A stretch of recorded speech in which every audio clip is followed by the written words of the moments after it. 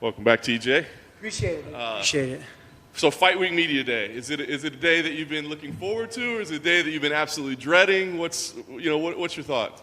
I guess looking forward to. I like Fight Week. Fight Week's that nervous energy to get out there and perform. Questions asked about the fight. For me, this is recovery week. It's kind of a weird thing to say that everyone comes in here and makes weight, but for me, it's time to recover, make the body feel good, and get out there and show off.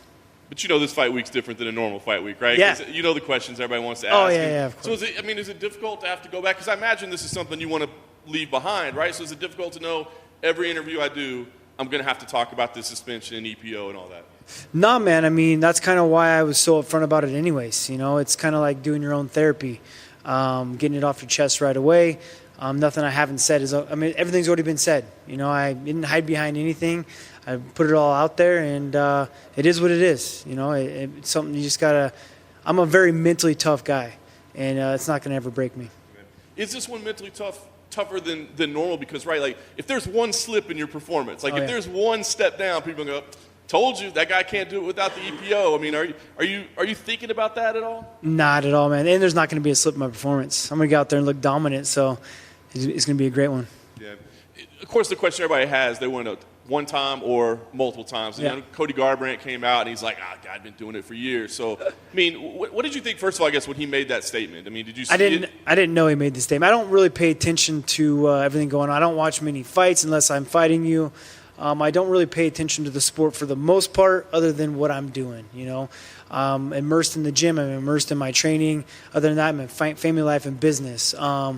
But for him saying that, it's kind of ignorant because everything's posted out there on the internet. You saw it put me under a microscope after I failed that drug test. I got these emails just showing that I was being drug tested. And I was like, well, I haven't been drug tested today. But they went back and drug tested, so they keep an A and B sample. They retested all my samples from back from when they very first started. I think it was right after my Cruz fight. And all of them came back flying colors. So people can say what they want. And, of course, there's going to be those speculations. That's the reason of putting you on blast, right? Because they don't want people to cheat. If you don't want to cheat, then don't go through my footsteps, right? So, those questions are going to come. Those comments are going to be there. Those thoughts are going to be there. But it's public knowledge that, nothing's going to hinder it. Do you think it'll ever be fully behind? Do you think you'll have to hear about this like every fight for the rest of your career? I don't think so. I think it's going to erase after Saturday. They're going to come out there and see how good I look. Very nice. So you were supposed to fight a couple months ago, right? Suffered a cut in the training. Is that what happened? I guess what happened and what was your mindset then? Because I imagine you're thinking about this amazing comeback story, and then it's like, now I got to pull out of a fight. What was your thought then? Super pissed, to be honest, because we were 13 days out from the fight. I was drilling, just doing some drills, some kickboxing drills with takedowns and stuff, and just wrong timing with my teammate. He dipped his head as I shot a shot, and we hit a headbutt, and it was a massive cut, So I had been taking the stitches out 4 days before the fight, so there was no way I was going to be able to do it. Bummed because camp went so well. Everything was feeling perfect, and just my emotion of wanting to get back and do this thing already, right? It's already been 2 years, and then May, and now it's going to be 2.5 years, right? So just long camp.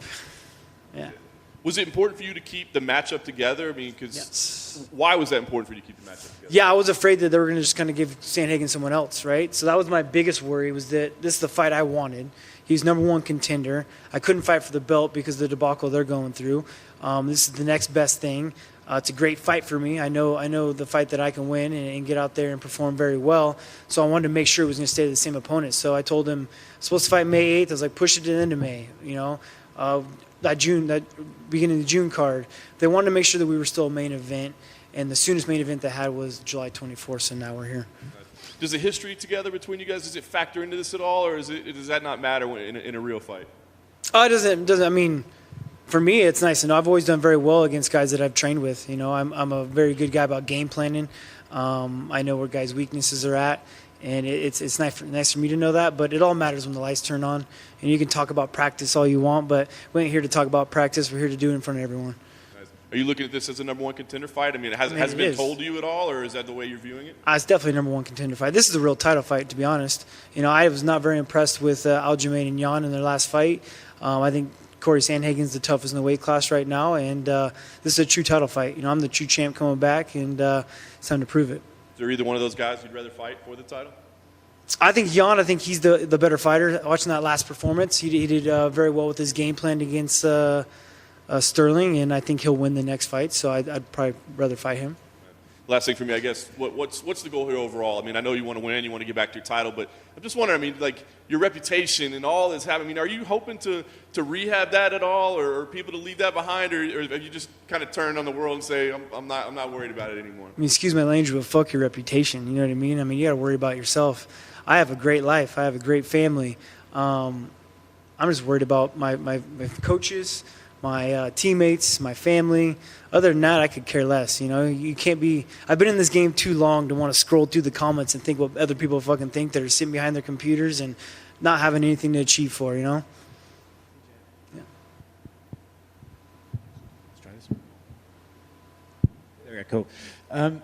You said that this is the fight you wanted. Obviously, when you take a bit of time out of the sport, some people would maybe want an easier fight, easier matchup to get back in there. What's the difference between the mindset of wanting to fight a top-tier guy right away versus maybe getting back in there and shaking some of that rust off? Just to prove that I'm the best. I ultimately believe it, so why won't I go out there and fight the best guys? I've been in the gym for 2 years. I haven't been taking time off. I've made some great changes. I believe I'm the champion, so I got to fight the toughest guys. And I don't have time. I'm 35 years old. I don't have time to waste. And we're in the UFC. You say easy fights. Like, let's talk about it. I mean, there's no easy fights, right? I mean, we got the best in the world here. Anything can happen. This is a sport that's often said that evolves really quickly. I know 2 years isn't the longest time, but do you see any new guys in the division or anything from the new top guys in the division that's changed since you've been away? Oh, there's definitely always going to be new guys, right? I mean, people are achieving to be their best. I mean, Sandhagen, I think he had a couple fights when I was in there still and had the belt. So, yeah, there's always going to be changes. But the sport hasn't changed. You got 2 arms, 2 legs. Only so much can happen. Regarding the suspension, I think it would be fair to say that you're not the only guy in the roster who's taken performance-enhancing drugs. Yeah. With that said, do you feel that you've been fairly treated, unfairly treated, or reasonably treated with this whole thing? I don't think anyone cares, right? I mean, it's an unfair thing I did. So, I mean, you get bashed, you get bashed. If you don't, I mean, there's guys that have denied things that they've done, and they've gotten a lot less attention for it, right? I came out, was upfront about it, and told the whole world what I did, and I feel like I got bashed for it. But I'm happy with the way I handled it, and that's all that really matters. I mean, how everyone else wants it. Like, again, I don't go through my comments. I don't care what anyone else thinks. I care what how my it's never too late to rewrite your story. I care about what my 3.5-year-old son is going to see when he rewatches my fights, how he's going to see my story, and how I dealt with adversity. You've been candid this whole process, and so just out of curiosity, you trained with it, now you trained without it. Have you felt a physical difference without it? Did it make a big difference to you in that camp when you were taking it? No, man, I was dying. You know what I mean? There's no way I'd ever go to 125s again, right? So how about we do this? Let's let every one of my opponents take what I was taking. I could care less because it did not help me. I actually feel 10 times better now than I did going into that fight. I had to lie to myself and tell myself how great I felt going into it because you're a mentally tough, best in the world, pound-for-pound fighter. But to be honest, I could care less if any of those guys are taking what I was doing. I was trying to get my levels back to normal. My hematocrit crashed to the 30s. I was anemic. I didn't want to wake up in the morning and train. I was cold constantly. So to understand what I was going through and the decisions I made and why I thought I should do it, I mean, yeah. Do you think that's part of the whole thing that no one will ever really understand? Nah, no one gives a shit. I mean, no one cares about that. I mean, I cheated. That's what it is. No one cares about why I did it because they're all excuses. Everyone has one and they all stink. Yeah. DJ? Yeah. DJ, hello? I can hear you. Okay. Yeah. So when you got that phone call that you had popped, whose idea was it for you just to come straight out? Was it yours? Was it your manager's? Was it like a family, teammate? Like whose? It was mine. I actually got a lot of flack from my manager and things like that. I was especially because I was all doped up on pain pills after my surgery. Because I knew about the suspension before everyone else did, right? So as soon as I found out about the suspension, I lined up shoulder surgery. I got shoulder surgery, and then the next day it was being announced. And I'm laid up in a sling, and I just knew that the best thing was to get in front of this thing, hear it from me rather than someone else. Again, I got ridiculed for it because I was so upfront about it and let everyone know what happened, but I still think that was the best way to handle it. I think that my family is, my grandpa, my dad, everyone that raised me know that I did the right thing. And then you've said in interviews that you don't have to fight for money anymore. Yeah. You're set. I guess what more do you have to prove? Like, do you have a checklist that you have left? Like, what is it? The 2 years I turned it into a blessing, right? It was a silver lining. I never obviously choose to do it again, but I used that time very wisely, and I set up my business and I set up my life outside the octagon. So I know when I retire that I'm good, right? I don't have to come in here and fight. And I mean, it's pretty nerve-wracking when you're first getting into the UFC and you get paid to show, you get paid to win, and you need that money to support your family. You want to live a certain lifestyle. I mean, that's a lot to worry about, and to not have that is very nice. So to set up the business outside of it has been great. But my checklist, this is just who I am and what I do. So I didn't know I'd be fighting this late in my life. I didn't know I'd be in the UFC for over a decade. But yeah, I mean, I feel great. I didn't realize my body would be this great at 35 years old. But I owe that to Sam Calavita and what he's been able to do to me. I could fight a lot longer if I want to. You say that you didn't expect to be here. Did you want to retire earlier? I expected to. I always told my wife, I was like, yeah, I probably don't see myself fighting after 35 years old. I'm 35 right now. I mean, obviously that suspension played a fact in it, right? Maybe if I would have just continued to be dominant this last 2 years, I mean, who knows what would have happened, right? But I was also thinking 35 years old, man, I'm going to be old. I don't feel old, though. I feel like a young kid still. My wife made me grow out the beard a little bit because I still been looking too young. She's tired of making me look. I look like a child. So maybe this makes me age a little bit. Your beard looks good. Nah, thank you. It grows in very patchy, but it's all right. And finally, so you're coming back with no fans, and so I mean, it's basically like when you were on the Ultimate Fighter. Mm-hmm. I mean. Does that play with your mindset at all, or is it just, I mean, you're going in there to kill? I mean, it sounds like there's going to be a little bit of fans in there, right? It's not going to be like completely like it was during the pandemic. I was hoping to be a big, giant crowd, right? But then I started thinking about it and how streamlined this is and how easy it is. And it's a way for me to dip my toe back in the water without having to go full bore because I'm the bad guy. You know what I mean? Like, let's be honest, I'm the villain. And so I'm sure I would have been booed in a big crowd, So it's one of those things that maybe I get to dip my water in it and get my feet back in there, establish how great I am and everyone understand that, and then go back to the big crowds. Who knows? Thank you. Good luck. Of course, man. Appreciate it. Can you hear me? There we go. I always wonder, especially after you were in the training camp and so close to the fight, you take the cut. I always wonder, because I see it sometimes in some training camps where guys will actually implement headgear and others don't. Did that change the way you went into this one? Is that something that you think in the back of your head when you get closer to wear headgear, or does it affect the training to actually put that on? I slept with my headgear on. No. Man, we were drilling. It wasn't like I was sparring when I did get cut. But yeah, Dwayne did say that maybe I should have been wearing my headgear during that time because we're doing kind of like live drills, right? Like going easy, but you're still doing live motion, kind of fight simulation stuff. I said that I'd wear my headgear the whole time this second fight camp around, but I didn't. It was just a freak accident, Actually, that camp sucked because I got cut at the very beginning of it, and then I reopened it up at the end of camp. So maybe I did need a little extra time to make sure it healed up all the way, and now it's good. Actually, got it tested at Tyler Womble's place at Classic right when I started coming back and doing some live motion. Caught an accidental elbow on it, and I thought for sure it was going to be cut right back open again. But I went to a plastic surgeon the second time around to get the sutures even better, and it held up great. So I've got tons of confidence that it's going to hold up. Awesome. And then going back in this time, and you kind of touched on a little bit with some of the other answers, in this 2 years that you've been away, I guess on the flip side, what's been the most frustrating thing that you've dealt with, and what has been, you talked about your business, what's been the silver lining in the time away as well? I think the roughest thing is just watching the weight class take off without you in it, right? Like seeing the things happening without you. A guy wrapping a belt around his waist when you believe it's yours, That's by far the toughest. But it was pretty easy to forget about it when you're a civilian, right? Like, it was nice to have that civilian life and to live a normal life. That I will be looking forward to retirement kind of thing, you know? The silver lining was the 2 years that I got to spend with my son.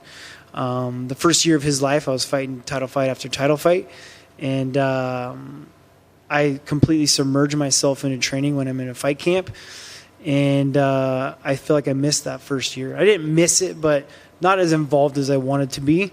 And so not having to solely focus on a fight for 2 years, I got to really, especially in the developmental stage he was in. You know, I feel like when he's grown up and he's, you know, from 1 to 3 years old, he's so many good habits that you can develop, and I want to be there for that. I want to have a big role in it. I love being a father. I wish I could have 10 kids right now. I mean, it's been so much fun. So that was by far the silver lining. Setting up business is another thing too, but ultimately it was being a dad. And then lastly, just to sort of end it on this fight week, looking at Cory, just sort of break him down for us. What growth have you seen in his game? Where is he dangerous, and what are you expecting him to bring in this fight? Cory's a great athlete, you know.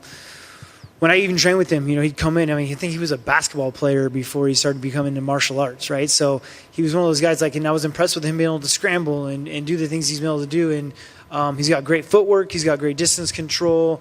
You know, things I guess I've seen the best maybe is confidence, things like that, right? Maybe believing in himself a little bit more. But he's still the same fighter. He's still the same guy. You know, he's still the same guy I train with, and I know that I can come out there and put a beating on him. So I'm excited for Saturday. And you kind of touched on there lastly. What do you need to do to make sure you get your arms raised at the end of the night? Be myself, man. Be the same TJ Dillashaw that left that cage with the confidence and knowing that I'm the best, and then continue to add those things that I've done with new coaches. The great thing about myself in fighting is that I could be a different fighter from round to round. I can switch my game plan up when I need to. I can game plan for opponents because I'm so well-rounded. I don't think other guys can do that because they're a one-trick pony. You know, they have a stronger background. If you're a strong grappling guy, we know what your game plan is. If you're a strong, heavy striker, I know what your game plan is. You don't know what mine is. You know, I got to keep you guessing. That's what makes me the best in the world is you never know what I'm going to do.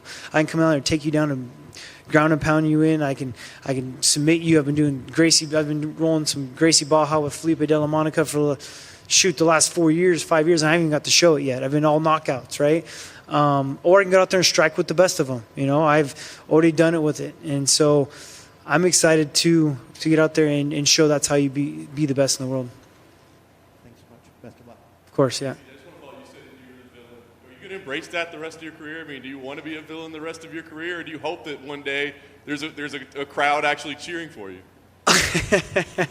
I'll definitely always still have a crowd cheering for me, right? But when I became the villain, I think pretty easily when I was fighting against Garbrandt, right? It was like such an easy narrative of me being the snake. I mean, Conor McGregor made me the biggest villain you can because he's got all this power behind him, right? Like anything he said was gold. And so I was this snake in the grass, and I traded teams. Like I was doing what you need to do to become the best in the world. Yeah, I was thinking about myself. I am in a one-man sport. You know, if you're not doing it, then you're a fucking idiot. Excuse my language. Like, if you want to be the best in the world, travel the world, train with the best. Be selfish in this sport.